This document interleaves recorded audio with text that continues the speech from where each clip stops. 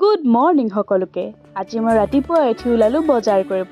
বজাৰ মানে আলু পিঁয়াজৰ বজাৰ নহয় গাইজ, আজি মই ওলালোঁ বিয়াৰ বজাৰ কৰিব।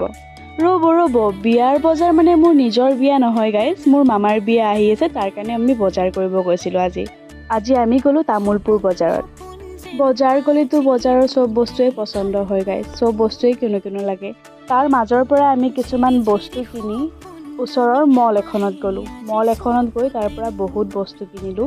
বজাৰ কৰি যে ইমান ভাগৰ লাগিছিল, সেইকাৰণে আমি হোটেলত সোমাই চাহ খাই দিলোঁ। চাহৰ লগত খোৱা নাস্তাটোৰ নাম পিছে মই নাজানো, মাক সুধিলোঁ, মায়েও নাজানে বোলে।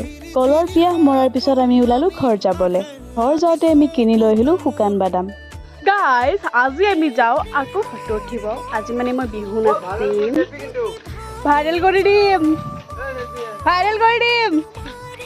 আজি মই ভিডিঅ' বনাম মোৰ বান্ধৱী একাক্ষী অধিকাৰীৰ এটা বিহুগীত, নতুন বিহুগীত। পাছফালৰ চোতালত গানটো ইউটিউবত ৰিলিজ হৈছে। সকলোৱে এই গীতটোত ৰীল বনাওক, তাইক মৰম দিয়ক। আজি মই সেইটো গীততে ভিডিঅ' বনাম।